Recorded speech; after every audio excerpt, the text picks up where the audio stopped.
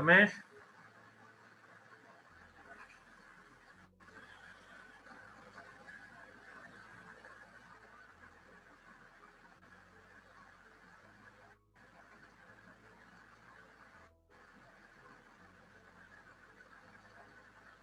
Ramesh?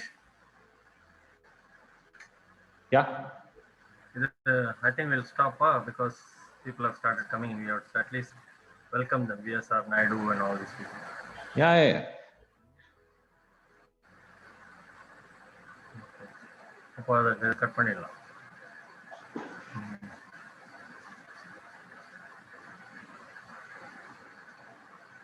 Welcome Arpan. Arpan,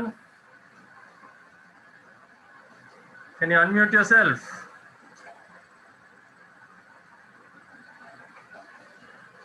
Ramesh, I think we can unmute. Welcome Arpan. Welcome to the meeting. Hi.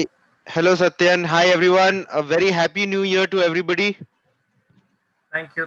And I think KK has also joined us. Good evening, sir. Welcome to you. You have to unmute yourself. Unmute. Ramesh, I think we should unmute. Yeah. Sujit, can you give him co-host, please?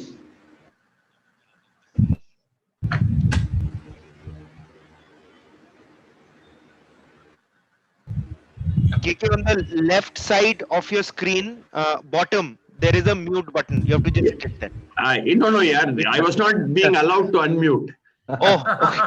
I've become a pretty good expert in video conferences now. Hello, Satyan. Yeah, good evening, sir. Good evening. Hi, Arpan. Welcome. Hi, KK. Okay, we will be starting the meeting shortly. For the participants' benefit, I would like to say a few pointers for the online meeting expectations. All of you are requested to note down. To gain good experience of the meeting, it is recommended to use laptop with good RAM memory. We also recommend the participant to use the headset for good audio clarity. Besides audio clarity, it will not disturb people around you. We will be muting your audio so that the proceedings are not disturbed. If you have a bandwidth issues, you can also disable your video mode so that the streaming will be good. Kindly post your questions only in the chat box. I'm sure all of you have a lot of questions which will be addressed by Mr. KK.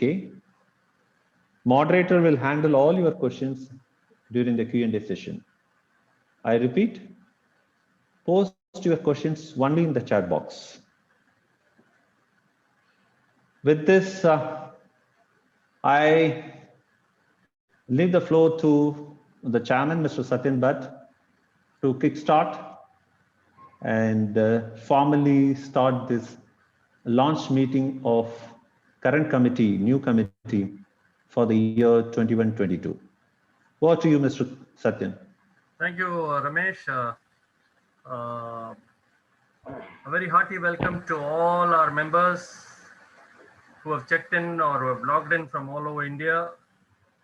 A very special welcome to our chief guests, Mr. Krishna Kumar, Chairman of Coca-Cola India, who is affectionately known in the corporate circles as KK. Our Dr. Ajit Pathak also should check in any moment. We'll welcome him when he does that. A very special welcome to Arpan Basu, who is also the Director Corpcom of Coca-Cola India. While COVID did bring about misery across the globe, the one silver lining is the advent of virtual meetings. Thanks to this, we get to see and hear giants of the corporate world like KK speaking to us. And as I told you, there are a lot of students who are going to join, postgraduate students in communication, journalism, and public relations. Like John F. Kennedy said many decades ago, leadership and learning are indispensable to each other. So it's a continuous process. We need to learn, we need to hear and adapt ourselves. A little bit on KK, our chief guest. KK is a very quiet but confident person. He is very warm and friendly to all. To use a cricketing parlance, he is the Pujara of the Coca-Cola team. Nothing rattles him. Come what may, he is on the mission to succeed. The true mark of a leader is the willingness to stick with a bold course of action, an unconventional business strategy, a unique product development roadmap, a different marketing campaign, even as the rest of the world wonders why you are not marching in step with status quo. In other words, real leaders are happy to zig while others zag. They understand that in the era of hyper competition and non-stop disruption, the only way to stand out from the crowd is to stand for something special. This was said by Bill Taylor, a management consultant a few years ago. But before we get into hearing all this, all of you must be aware that one of our good well-wishers and friends of PRSI, Dr. Shanta, passed away very recently, and I would request a minute's silence in her honor, please. Thank you.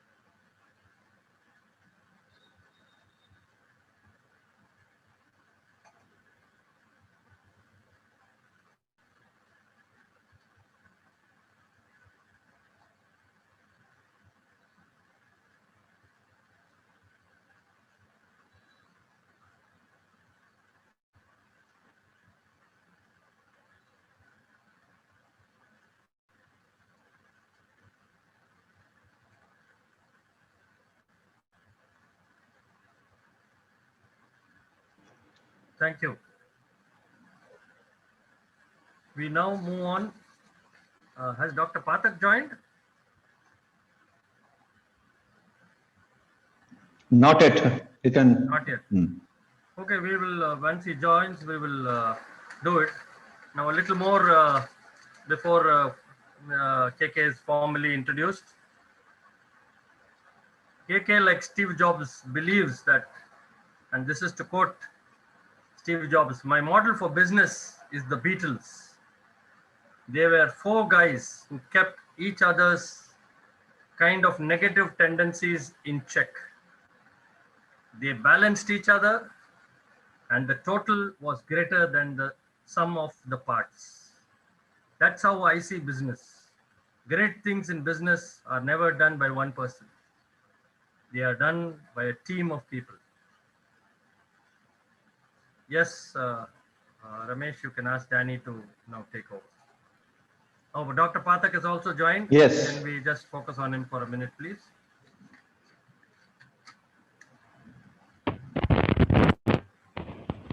Sujit, give co-host to Dr. Ragini Pathak. Yeah. Welcome, Dr. Pathak. Yeah. Are you getting me? Yes, everybody can see Okay, you. okay. I had to use my wife's email, so sorry for that. No issue. Thank you.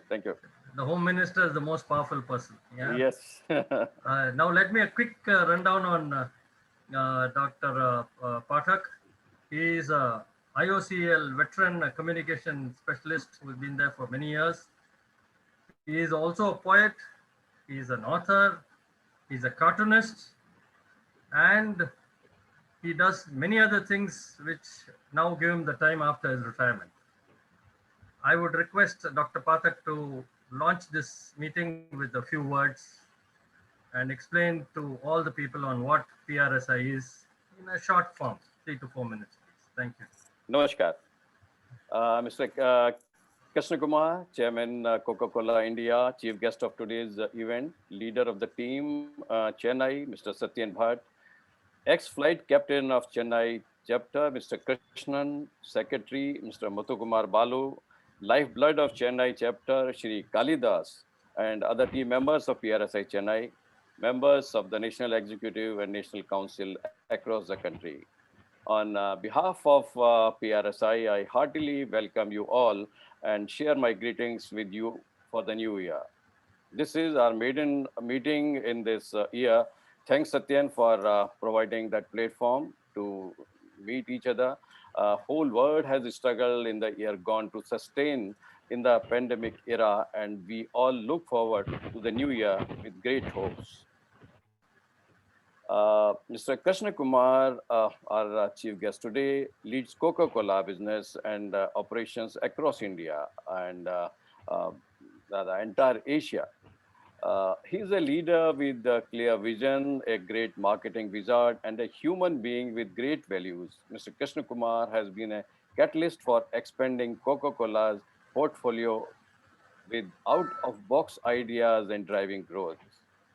Equipped with a sound academic background and more than 30 years of work experience in marketing, sales, and distribution, Mr. Krishna Kumar is the right person to guide us on how public relations and communication can add value to the vision and mission of the company. I'm very happy that you have joined us today, and I'm sure your insight of a wonderful corporate organization will give a lot of inspiration to the communication and PR community of the country. I recall what about Coca-Cola. We have grown looking at Coca-Cola. It used to be a big motivation for every child.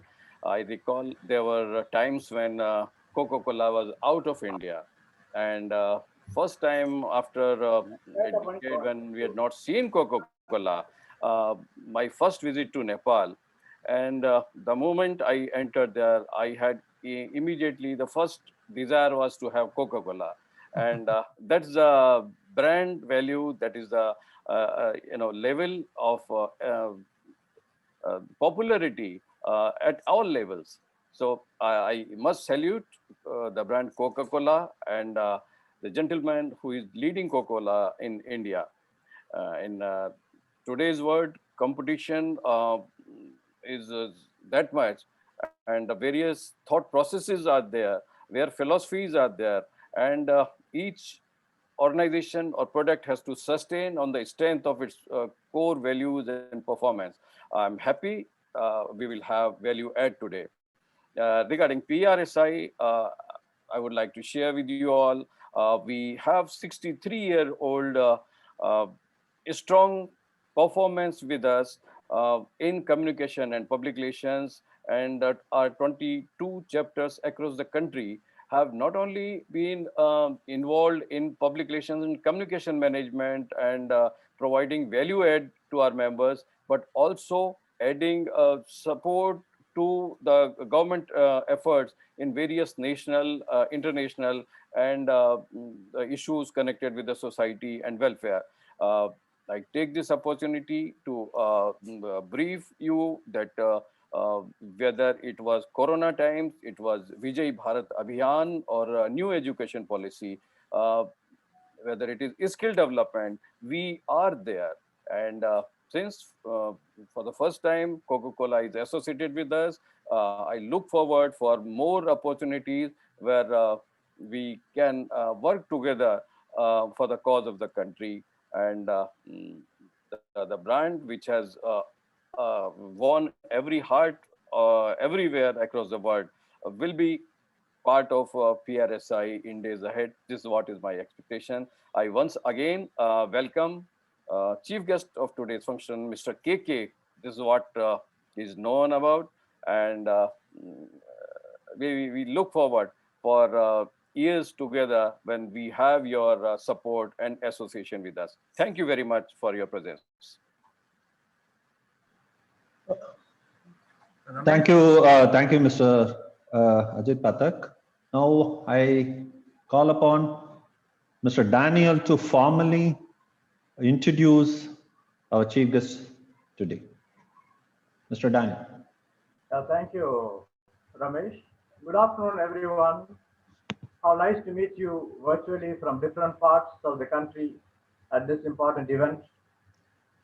It is my privilege to introduce to you our chief guest for the day, Mr. Thirumalai Krishna Kumar, popularly known as KK, whom all of you already know. Mr. Krishna Kumar, who was President, CEO of Coca-Cola India and Southwest Asia Business Unit, has been elevated as Chairman Coca-Cola India from January 1st this year to play a more challenging role. KK has been leading the company's business and operations across India, Bangladesh, Bhutan, Maldives, Nepal, and Sri Lanka. He is a strategic, well-rounded leader and has been a catalyst for expanding Coca-Cola's portfolio and driving growth in every position he has previously held. He has more than 30 years of work experience spanning marketing, sales, and distribution, supply chain, and general management. He has worked across different geographies, including Asia Pacific countries, Middle East, Africa, counting South Africa too. KK has spent almost 14 years in the Coca-Cola system in various roles, starting from heading the bottling in Eastern India region at Hindustan Coca-Cola Beverages Limited.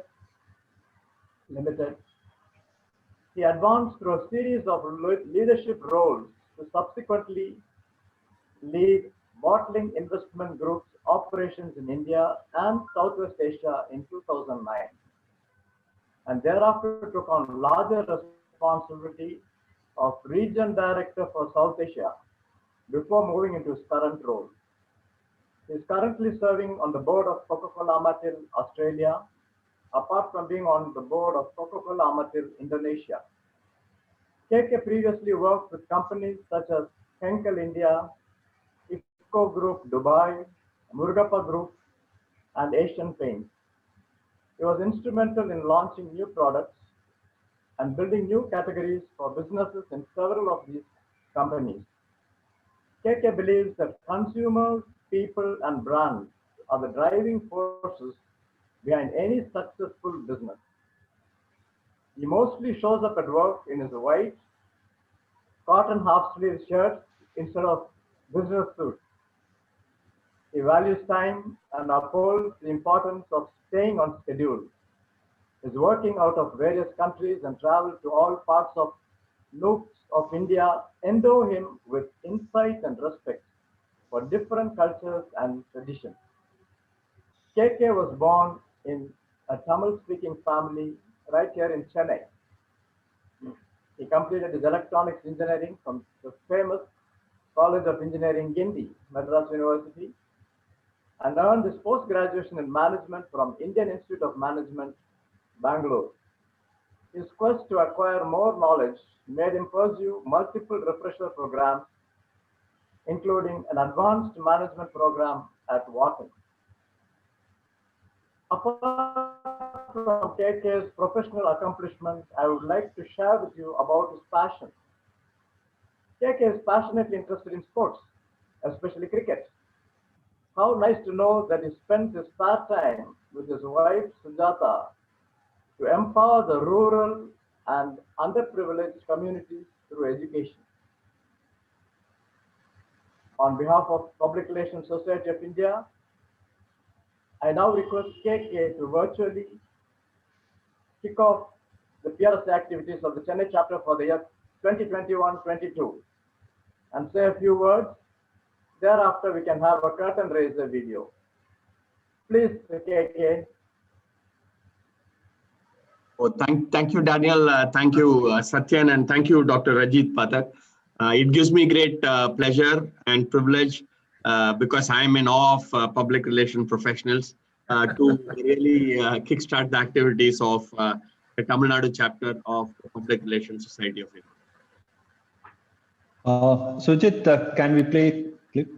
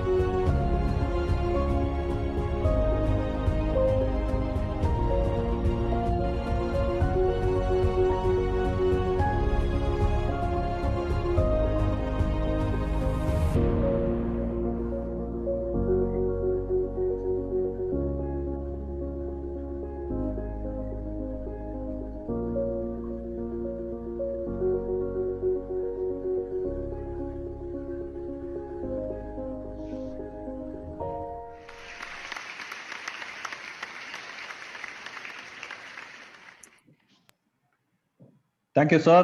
The floor is open to you. We are all waiting to Thank hear you so from you. much. Thank you so much, and good evening to all the people who are on this virtual call. I am pretty humbled and feel great that I've been invited to a public relations society launch function. Because if at all in my whole career and my whole life, I have felt very uncomfortable with this really to be really publicly interacting with anyone. So I can tell you many years back when I really became the CEO of a company, I think I always struggled to understand what public relations was all about and what we needed to do. And then I think over the years, I realized that if you want to survive as a business, survive as an institution, it becomes very important for you to really ensure that the communities you operate in or work in are really happy with you. And I then realized the connect that public relations really gives to the business is being able to understand what the communities really, what is the status of the communities, what they really want, and how can we really interact with them in a meaningful manner to create shared value. And then you really talk about it. And for me, public relations is a very strategic function. It is not only about ensuring that you communicate and you really get the articles and the communication out. It's also to help an organization or institution do the right thing, which can create shared value with the community. So I, in a way, believe it's like marketing, where it is externally oriented, understands what are the requirements community has, and then tries to integrate it with the business model of a company to create shared value. And I was always on the quest of this sort of a virtuous cycle, which will finally help me to really empower our public relations function. I can tell you that most of what I'm going to talk is not what I really thought of out of the blue, but I have had tremendous help from my public relations professionals or public affairs professionals like Ishtiaq, Arpan, I mean, many more. I can just name a lot of them, but some of them you may know who are current are these two. They have really been instrumental in really making me understand this, and I value this more than any other function. I always say that I don't care who's my other function people because I can manage it plus minus because I have done most of these functions. But public relations is so important. So I salute everybody in this call who's a public relations professionals because you are really the key cog in keeping the wheel of business and institution making running. With this introduction, I want to really take you through one area where I really found a sweet spot through the help of actually public relations professionals. But I believe it was a sweet spot where we could start a journey of creating shared value. I really refer to this as a journey because I think if you really want to create shared value, it does not happen in months, it doesn't happen in years, it happens in decades. because I think it is a very, very long journey and one should have the patience. And if you can hit that journey, you really are on the sweet spot, because every year you're really equipping the organization and the public relations function to really have something which is working. So many of you may wonder, how is it that Coke is talking about creating shared value in India and in SWA? But I'm going to talk about India specifically because it's an example which I am very personally very, very happy with. And I'm sure the entire team in Coca-Cola system is very proud of. Somewhere about, I would say way back, maybe 15, 16 years back, this idea started germinating actually for us. Actually, all of you would know that we have a brand called Maaza. Maaza uses actually mango pulp, and it uses mango pulp from two varieties of mangoes. One called Totapuri, which is essentially grown in the south of India, in the three states of Tamil Nadu, Andhra Pradesh, and Karnataka. It is actually in the confluence of these three states. And then Alfonso, which is grown mostly in the Ratnagiri district of Maharashtra.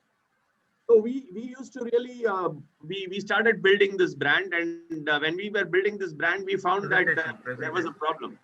We couldn't really get supplies regularly. Sometimes the prices would skyrocket, sometimes the prices will crash.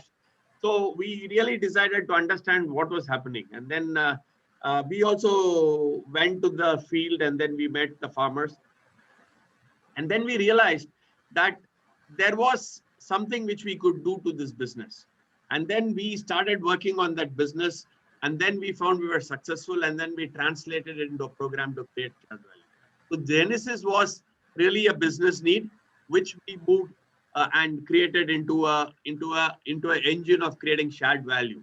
And why we call this the fruit circular economy is because this actually starts with the farmer and ends with ensuring the farmer does better. The whole process is almost circular. It is 360 degree. It's a circle, because any shared value creation will work only if we can really make it circular. So next slide, please. So when we looked at the challenges, and this journey is 15 years back, but it has been accelerated in the last 3-4 years. Challenges we found when we went to farming. First and foremost, to get people to grow fruits is difficult. Even though India is the second largest grower of horticultural products, but it's difficult because fruits have a high gestation period. So we went and looked, because it takes a few years before you can make your first money. Whereas crops like paddy or wheat, faster. And secondly, you have the government support mechanism, whatever. So people feel it's faster. Now, when we found the challenges of the fruit economy was that the traditional farming only could plant around 100 plants per acre. In fact, in areas like mango, people hardly planted 50 plants per acre, and I will tell you later why. And when they planted these seeds, they never looked at what was the quality of these varieties, because it's important for you to work on two things in fruits, especially if you want to take it all the way to processing. One is, what is the yield you can get per every acre of the plantation. Number two is, what is the yield you would get out of every single fruit in terms of pulp. Because when you take it to processing, it's only the actual fruit raw materials which are taken from. For a table fruit, this is not very important. But table fruits are such a small percentage of the total fruits which can be bought or sold. So I think the variety inferiority, then we did not find any clear good agricultural practices, or as we call it, the package of practices that are recommended. And this is because this is something, agriculture is something which has been handed over generation to generation. So it is what the grandfather told the father told the son, or the neighboring farmer said, with the result that some of the learnings, global learnings, were never fitted into our general practices. Thirdly, the cost structure was also very inefficient, because people just put as much of fertilizer and pesticide, and then they used water which was not necessary. And so the costs were also pretty high. And so it is not surprising to find that the realization finally was not as good. So people didn't find it very interesting. So we found this was the challenge. So people just resorted to where they had no choice. And then they would traditionally have had mango orchards or apple orchards. So when we looked at it and we discussed with the experts in this field, because we in Coca-Cola are not necessarily the experts. So we discussed with experts in the area of agriculture, and we found that the world had moved to what is called an ultra high density plantation. And this would really increase the yield per acre. And they had developed varieties which also had high yield of pulp per fruit. So the world has moved. So it was important for us to create saplings, which are the right samplings. So for that, we needed to really get some of these varieties got from outside, but we don't import the real seeds. We create saplings in India, which will really give this sort of an output. And then the next stage was to train the farmer, because the farmer thought that they were doing the best, and they were just looking at the sky and the sun and to some extent to the governments to take care of their living. And they were doing very little to enhance themselves. So we had to look at this as an opportunity that we could retrain the farmers with scientific ways of doing things. And finally, we realized that seeing is believing in life. And so it's important for us to create demo farms. And also it's important for us as a system to start trying to create some subsidized farms, so that when people see what they can get out of it, they will do something about it. Then we really felt that, and with the help of some of our partners like Jain Irrigation, etc., we realized precision farming is the order of the day, that people can put measured inputs, water can be measured in terms of what is exactly required, rather than opening the field and flooding it from the canal. And so we really created this whole set of what I called agricultural practices, which are model agricultural practices for each fruit. And then we created a market linkage. We know that table fruit has a set of buyers and the set of people. We know that for processing, you have another set of buyers. The problem was, in the earlier model, they did not know what to do with the worst fruit, because you cannot sell the worst fruit for table fruit. Because people want, as we buy fruits, we want it to look good, we want it to shine, we wanted to do so many things. So those are the A and B grade fruits. And the C grade is what will go for fruit processing, for which there was not much linkage. So we said that's an opportunity that we have to create linkage. Next slide, please. So as we learned from mangoes, we realized we had to make it circular.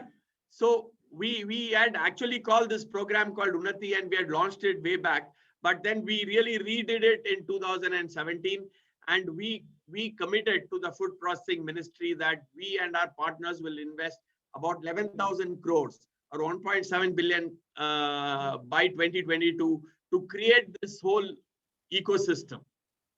So this ecosystem had 4 parts to it. The first one, obviously, the most important part was the farmer. So how do we really go to the farmer and help them to really increase their yield?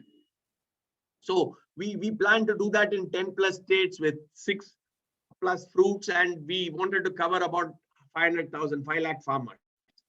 And if we had to, once we did this, we knew a year or 2 down the line, we need to create capacity to process what is being grown.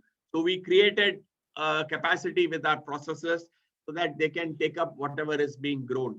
And finally, we said we have to play our role, because we said, like, if we strengthen our portfolio with food-based products, then we should really create a portfolio and finally launch a whole range of products. We did this in a systematic manner. I will tell you on the mango project, which has been there for the last now almost 12 years. So we have had great success, because when people saw that mango was so much of a good market, a lot of players came in. So it was just not Coca-Cola or Pepsi or anybody else, but several players. Today, you will find 20 players in the mango business. To that extent, if you look at the mango farmer or the mangoes, the demand for mangoes has grown by 4 times. The revenue has grown by 5 times. And actually, the amount of cultivation has also gone to that extent. And the price for mango today is almost 4 times the price the farmer was realizing 12 years back. So overall, it has been very circular. So with that, we said, like, let's start looking at what we will address. So we started from the supply side, where we said we will start working on making farming value adding. We said we will work with the farmer and try to change the practices they had by building trust, by us investing in R&D in demo farms along with our partners. On the demand side, of course, it was quite possible for us to start working on creating a demand pattern ourselves, with strengthening our portfolio. In fact, we have gone to the extent of today adding fruit juice into most of our sparkling brands. In fact, Fanta, Sprite, Limca, all these have now juice. And we have launched a whole range of sparkling with juice and also a Minute Maid set of flavors with juice. Next slide, please. So I think for me at least, the high moment was in 2014 when we had launched this Unnati. We had done some solid work on orange. Actually, people had challenged us. We were importing orange juice. All the players in India and Southwest Asia, I think most of Asia, import oranges from Brazil or Florida. I mean, because these Brazilian oranges have a unique orange property. So we took a decision in 2008 and 9, partnered with Jain Irrigation, another big company in agricultural business. We actually imported some rootstock from Brazil. And then we created saplings. We commercialized those saplings. And we were able to grow Brazilian oranges in Maharashtra. So this was a MOU we signed with the government of Maharashtra. And our honorable Prime Minister had just become the Prime Minister. So we signed the deal in front of the Prime Minister to really grow Brazilian oranges in India. And we took a commitment. We gave a commitment that in 10 years' time, we will ensure that we will not import orange juice. We will use the juice from the oranges grown in India. So it was a big moment for us. The second big moment was what I had told you. We signed 11,000 crore agreement with the Food Processing Ministry in the presence of Honorable Minister for Food Processing Harsimrat Kaurji, and it was again a high moment. Why I put these two photographs is this is public relations, but this is public relations where the story is automatic because you are creating shared value, and anybody will be wanting to take this news. You don't have to really make too much of effort to really go and sell this news. So which is where I want to give this as a thought for the public relations folks on this call. And if you can create the right thing to do to create shared value, I think public relations becomes that much easier than to go and give a message about so and so has been appointed, so and so is a great guy. I think you do great things, automatically people become great. So I think this is just to show that. Next slide, please. So what have we done? I mean, I've told you about the concept, the theoretical stuff, and then what we were. See, we have made good progress, actually, thanks to a lot of support from the various state governments, from a lot of NGOs, and also partner organization in the field of agriculture. We have made great progress. In fact, one of the most proud projects is that all of you have heard of Uttarakhand. Uttarakhand has one part of the Himalayas. It's got the hills. The climate is not too different from Kashmir.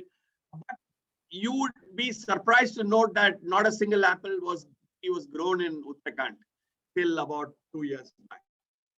There were no apples grown in Uttarakhand. And Uttarakhand has a lot of hills and space where apples can be grown. So we launched in 2018 a special project with the apple man of India, Mr. Chadha, who is an expert in apples. And we've been able to really, in fact, I'll show you pictures. We've been able to grow apples very well in Uttarakhand using the high density approach, which means that it will be even more remunerative than the Kashmir apple, and it will be no inferior than the Kashmir apple. So we are very proud about it.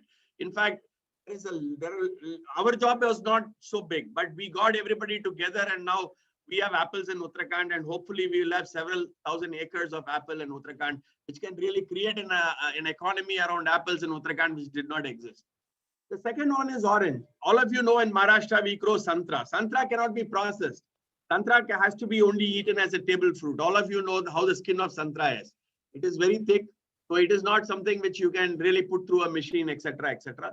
So I think orange, we were importing juice and pulp and everything, whether you are making jams, marmalades, whatever, it was imported.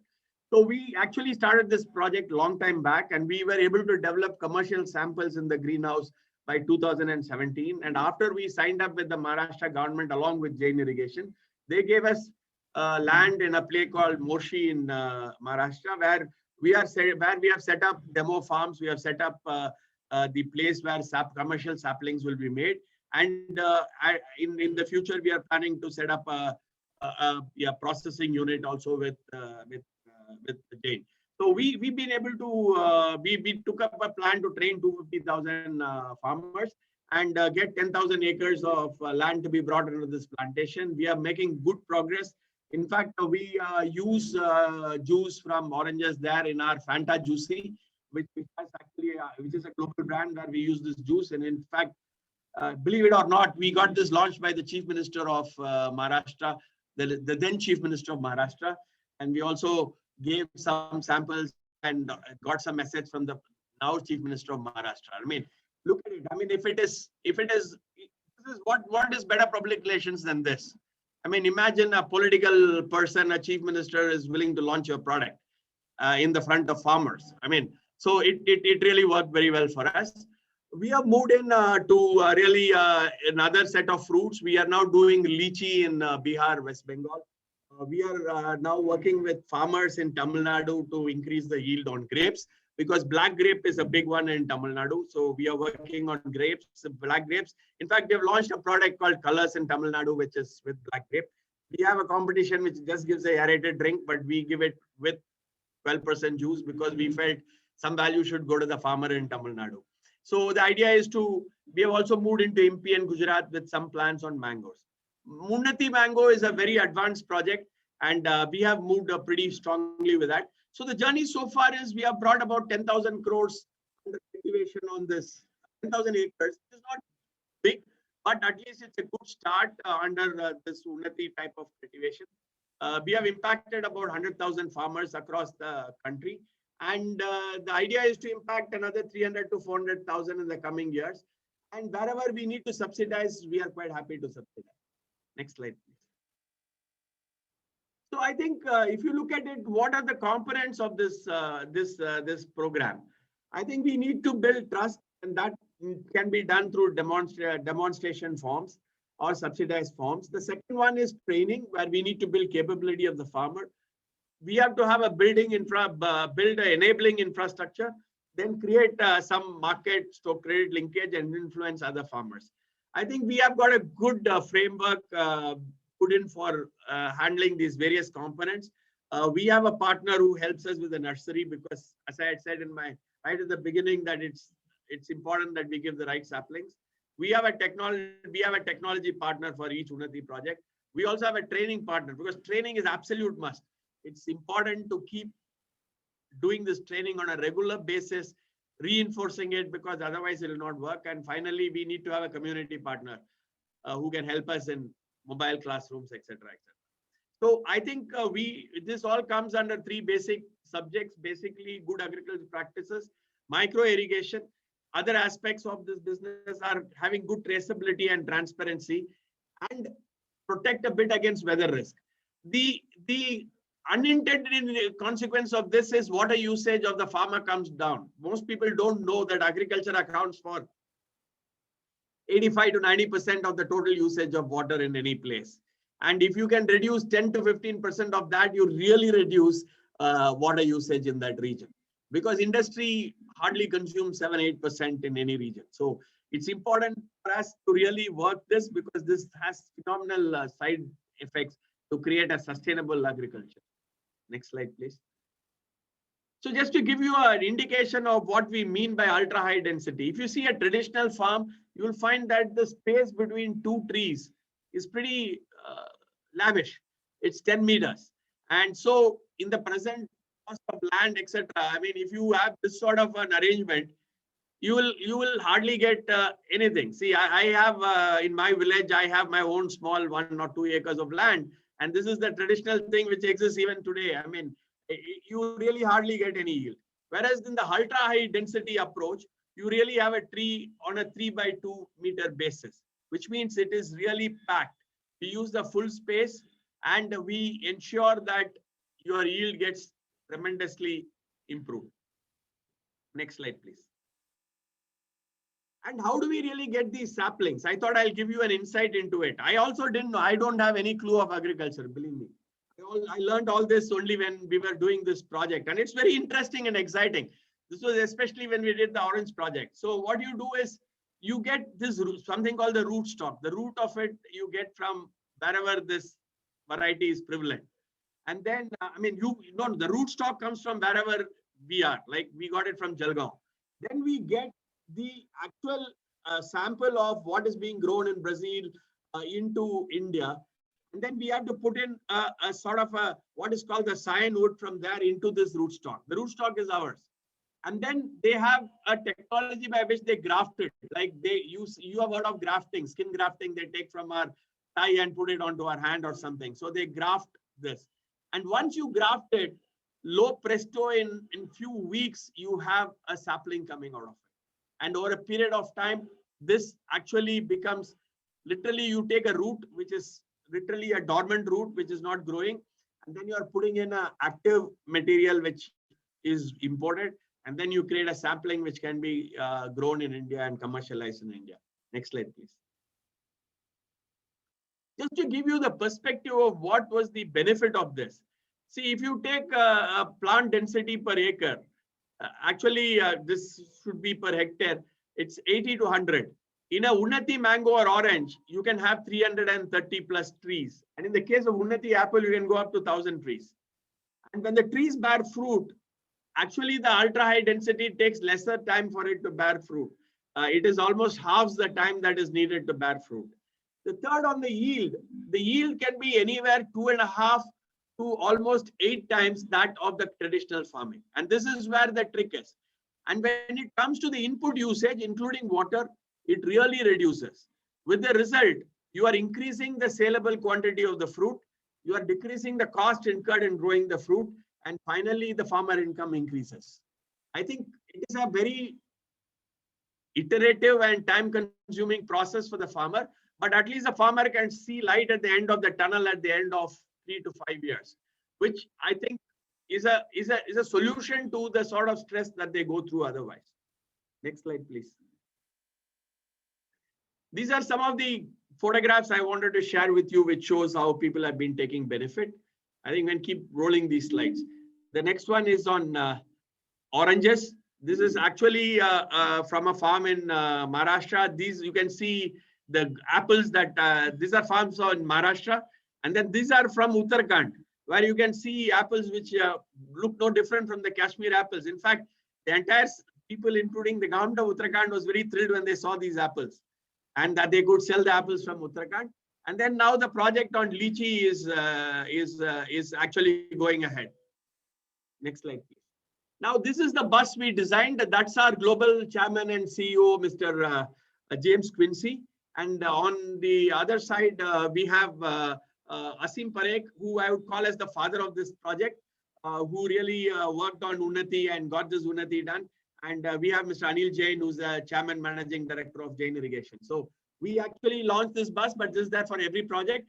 And finally, we last year launched, after a lot of work with so many fruits, we launched this marketing campaign, which is called Ras Ras Mein India, where this talks about how the fruits are all really grown in India, and then they are harvested, processed, and then put into our product. So we believe that this is one of our big public outreach approaches, but something which is so integrated with our business that it is very sustainable. And I thought today I would share with you. The next slide shows you the amount of products that we have been able to really create out of all this work in the last 4-5 years. So which actually is delightful fruit nutrition. And I think with COVID, I think this nutrition becomes a big part. And of course, I think the next couple of slides talks about how many of us look very good for no fault of ours, because the press was lapping up whatever we were saying, because we did something which created shared values. See, I don't know how much we did this, but because the act was absolutely the right thing, we just people went crazy about it. So I think that's what I had from my side. To sum up, what I believe is most of the time I have seen in my my long corporate career of 37 years across many parts of the world is that we try to really create news to go to public, create this huge relationship with the communities, with the NGOs, with the government. But I believe if you do the right thing for the business, which really helps the communities you operate in, I think there is no better way of really connecting in terms of public relations. So I think this was always my very pet project because I initiated the project along with my good friend Asim Parekh, who's unfortunately not on the call now. And with a lot of support from Ishtiaq and Arpan, we really got it to the world outside. But I left to myself, I would have allowed the world to talk about it themselves. But you know, Arpan and Ishtiaq are a bit more communication professionals than me. So we jumped the gun a bit. But thank you for a patient hearing. Happy to take any questions. For me, public relations is about forcing a corporate to really create shared value and then talking about it to the public to know that they're not only good business guys, but they're good Samaritans for the community. So thank you so much. Thanks, Satan, sir, for the wonderful narration and how Coca-Cola is connecting to the farmer. I'm sure that we have quite a lot of interesting questions. Our secretary, Mr. Muthukumar, will moderate those questions. Before I hand over to Mr. Muthukumar, I have one question, sir. This is Ramesh, Vice Chairman of PRSI. Having done quite a lot of things for the benefit of farmers, few things to cut the middleman, because the farmers are most suffered because of the middleman. Of course, the general public, because of the price hike.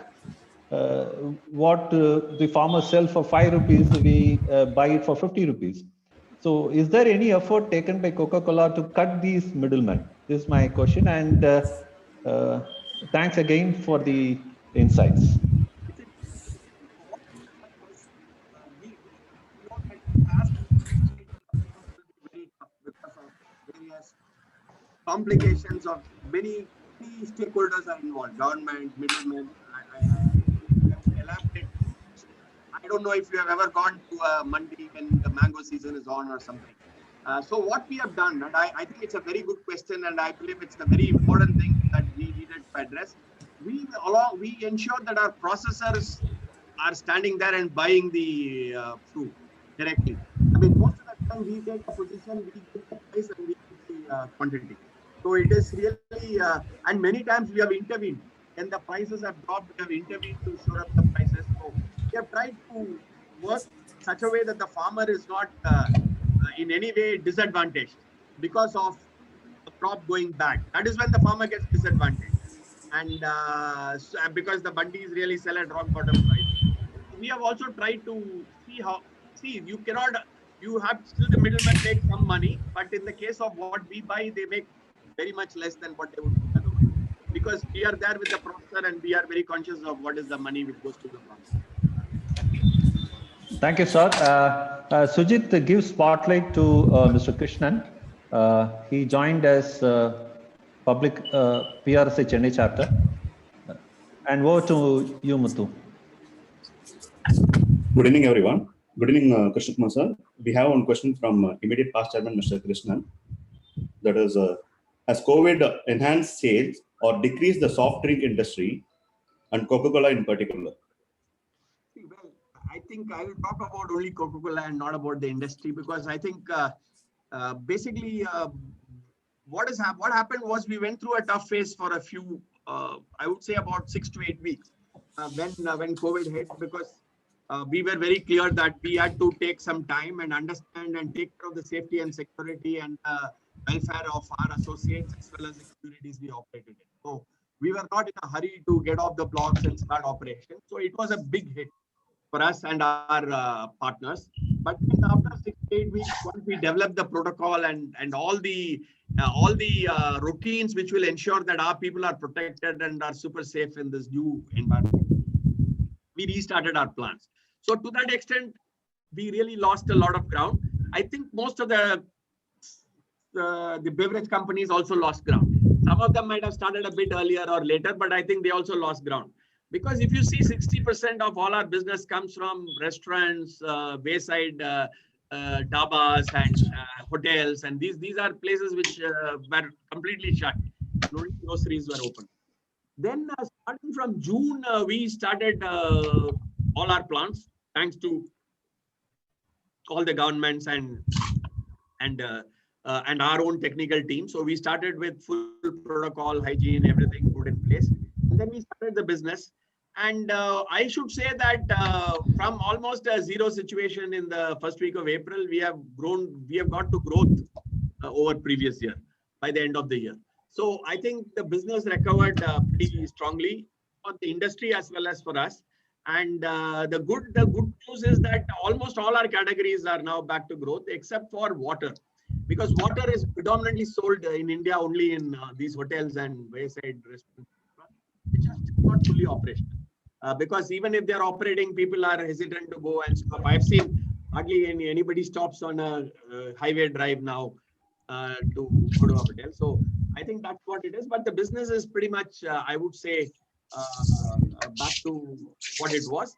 But we are extremely cautious because we believe our communities and people are important. In fact, the first thing we did was not to really produce. We started distributing, actually taking care of the migrant labor, taking care of the people who are doing all the work and trying to really ensure we hydrated them. That's what we concentrated on first. For the first 8 weeks, we hardly sold anything.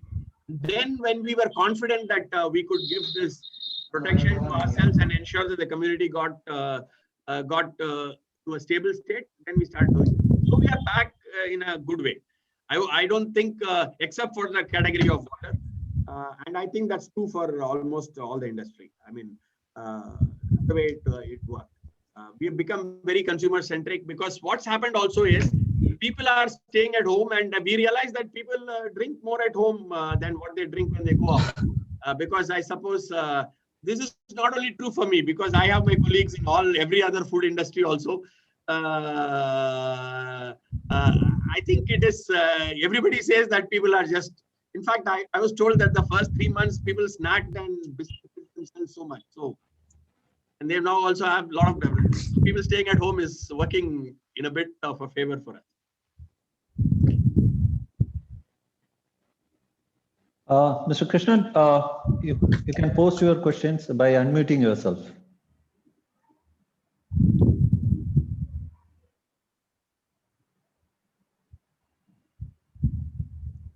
Please unmute.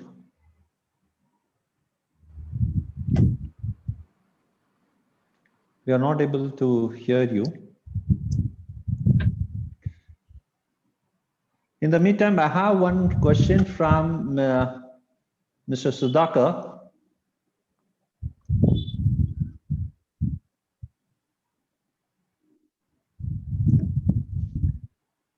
He wanted to get a contact of one Kenneth Menon, who used to be chief chemist of Coca-Cola during 60s and 70s. I believe his brother is his classmate. I mean, you are Arpan can throw. You can get that from the employee register and give it.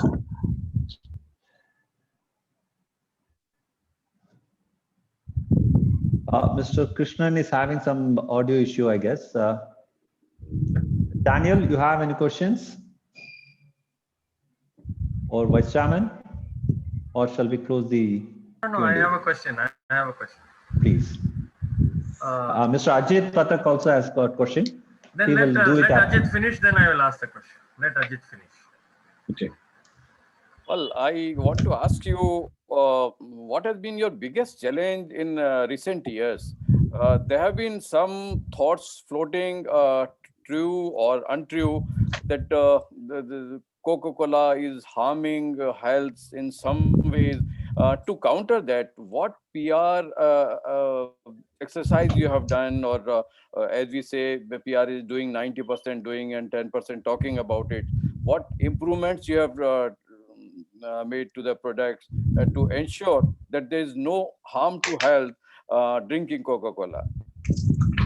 First and foremost, sir, with absolute humility, I have to tell you there is no harm. I have been drinking Coca-Cola from 1967. I have 7 to 8 cans per day. So no stress. Okay. So, but the fact is, if you see globally, one of the things which is there in the debate is that we really, it's each product. Coca-Cola is not a health drink. It is a fun drink which is safe and good. So I think what we have now done, the global thing is that we should start working on sugar levels which are lower. So we have a very considered program which is reducing sugar in our products in a systematic manner. So hopefully if this program is on in India also. It's on in every country in the world, and we would go below the WHO recommendations in the next few years. And that's something we will do, which will ensure that anybody who drinks it is not having too much of calorie. Idea is that a person is supposed to have an active lifestyle. But if person doesn't have an active lifestyle, we should still have taken care of the fact that the person doesn't drink too much of sugar. So we have launched a lot of non-sugar options also. And we are also systematically in every brand of ours reducing the amount of sugar that we are using. These are the two things we are doing all over the world to get it back. Otherwise, it's a pretty safe product. Even with the sugar, it's a very safe product. But I'm saying if you don't want to have too much of calories, then we are working on it. It is only issue of sugar or calories, right? Nothing beyond? Yeah, nothing at all. The product has nothing else. So it's you have calories. So if you don't, it's a mathematical equation. If you take 100 calories extra, you should burn the 100 calories. Okay. If you are sitting in sitting and not doing anything, then that 100 calories goes into you and it can be translated into me. Okay. Thank you. It's your turn, Daniel. Daniel, sir, you can pose the question. Please unmute and. Yeah, wait, Danny, I'll ask a question. KK, the general perception of any cola company is a great guzzler of water. But I'm aware and I've been involved that Coca-Cola does a lot of work to make barren lands come alive again. Can you touch on that briefly? But before that, I would like to say that we have two head of departments of Stella Maris, Dr. Srinidhi and Dr. Susan Sridhar from MOP in this group with us, along with some of their students. Nice speaking to them. I didn't realize that. Thanks, Satyan. See, basically, there is a myth and there is a lot of work we are doing. See, we are very conscious. See, if there is a perception with the public, then it's important for us to address it. Irrespective of whether we believe that it is something right or wrong, it doesn't matter. I think if you want to really be a good citizen, you need to address any perception. So we have done multiple streams of work in the area of water. First and foremost, today we hardly, we were never guzzlers, but today for every liter of beverage we make, we don't use more than 1.3, 1.4 liters of water.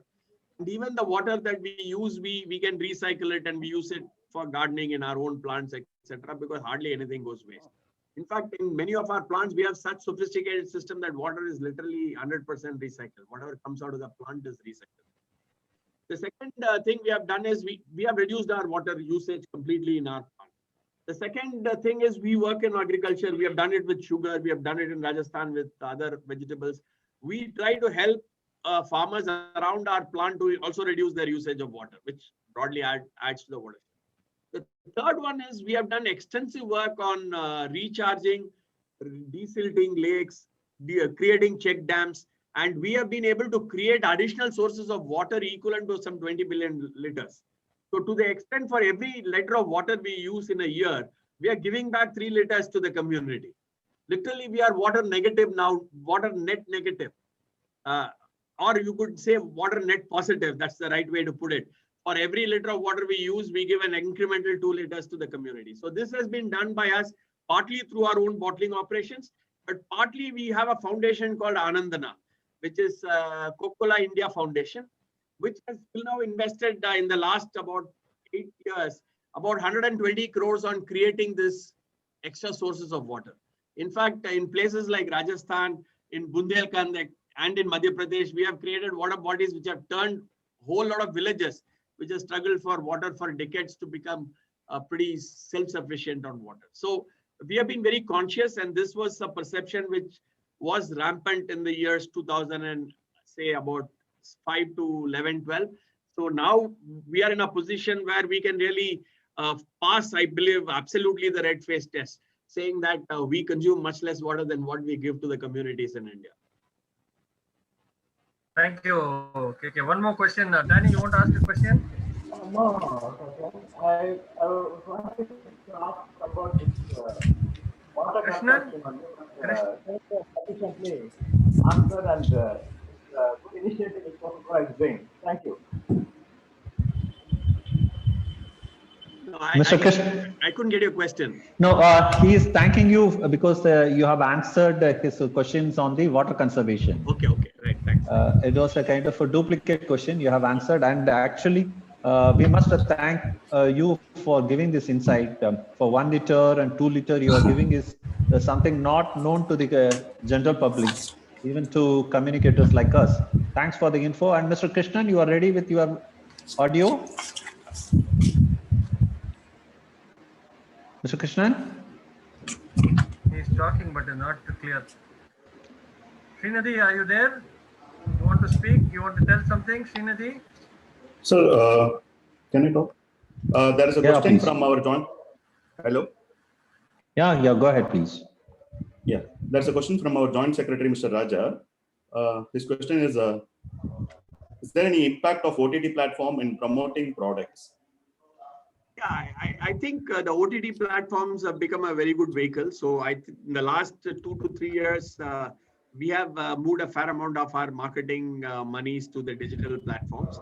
And for instance, the last IPL Hotstar was really one of those platforms which we used extensively. So we are actually realizing that it gives us huge leverage, because the advantage of OTT platforms is you can be much more targeted in your communication, and it can be even more dynamic and interactive than what you can get on a TV channel. So I think it's something which we are, it is new for us. We have started work on it, and I think we'll keep scaling it up, because I think that's going to be one important vehicle for marketing in the future.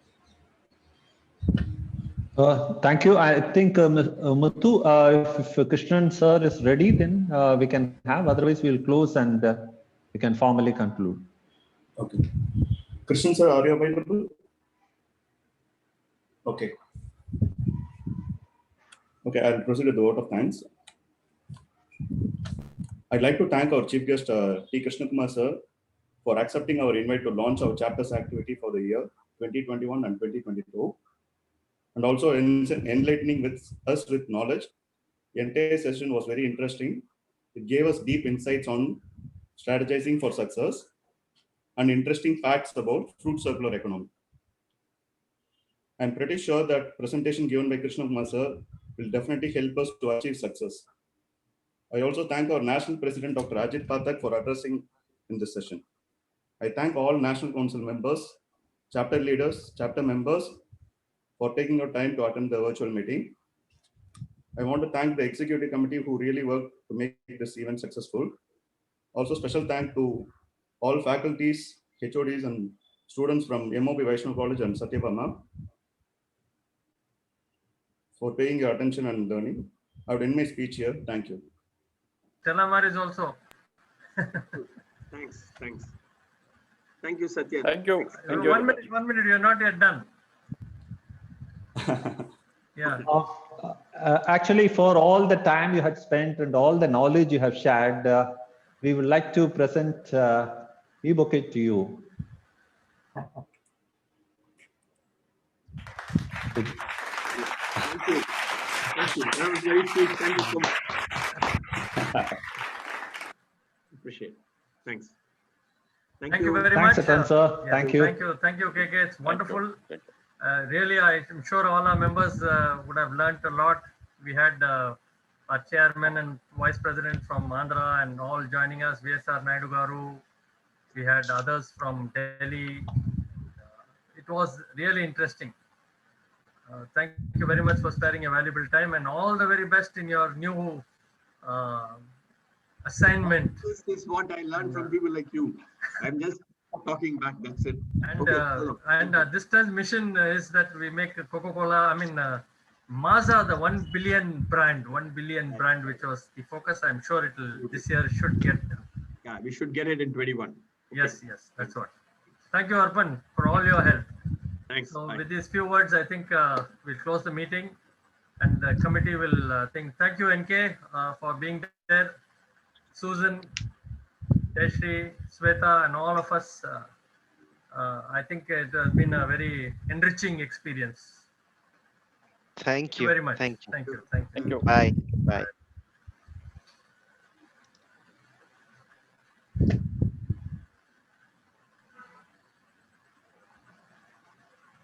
Sujit, can we close the meeting, please?